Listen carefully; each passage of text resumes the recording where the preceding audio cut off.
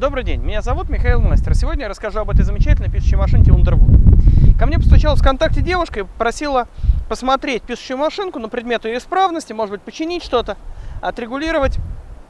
Сначала я хотел отказаться, но когда увидел фотографию этого замечательного инструмента, не смог удержаться.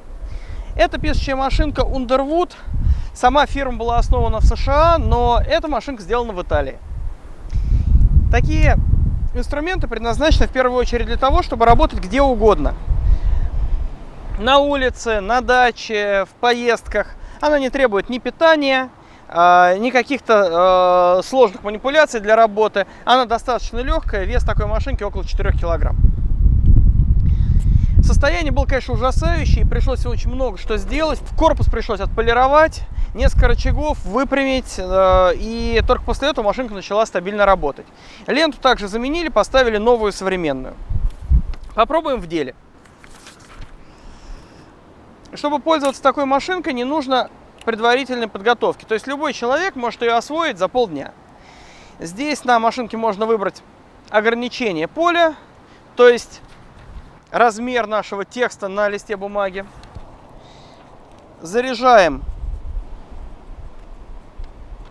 лист бумаги и затягиваем его при помощи барабана. Вот так. Есть. Чтобы машинка спокойно транспортировалась, внутри лежит специальная резиночка, которая не дает болтаться рычагам. А также есть ограничитель хода каретки. Вот сейчас я ее взвел, и она полностью готова к работе. Машинка эта с латинским шрифтом, изначально, видимо, предназначенная для Франции, судя по набору символов. Так что печатать я буду по-английски, потому что другого языка в достаточной мере не знаю.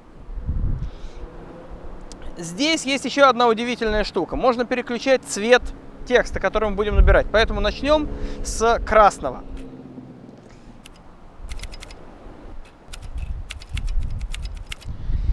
Ход у машинки очень легкий, клавиши немножко пружинят, но писать на ней одно удовольствие. Я написал Hello World, и теперь напишу, что это тест замечательной машинки Underwood.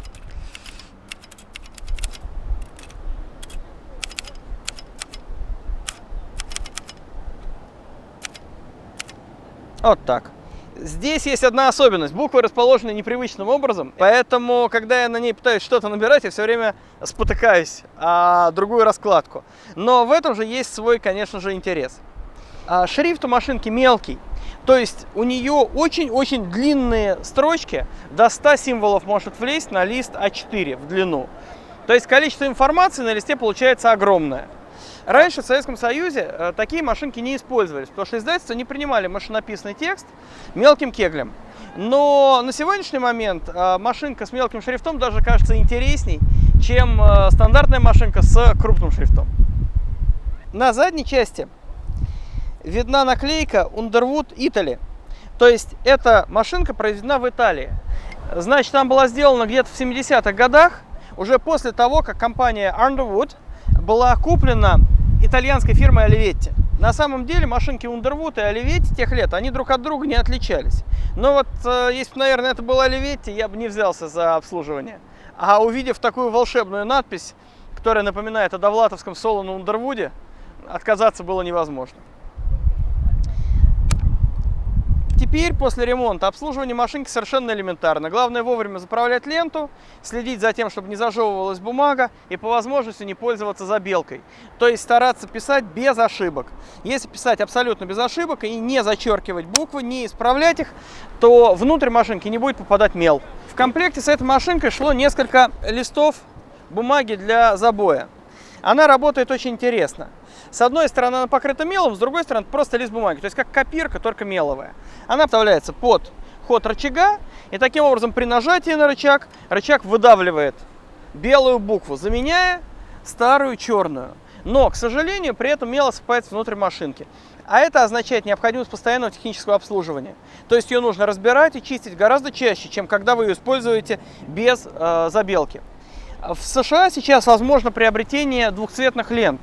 Не только черно-красных классических, но и черно-белых, позволяющих делать забелку как бы без износа машинки. Я, к сожалению, такими лентами пока не пользовался, и с уверенностью сказать, что все это правда работает, не могу. Спасибо тем, кто меня слушал. Надеюсь, что машинка прослужит девушке долгие-долгие годы и будет ее радовать.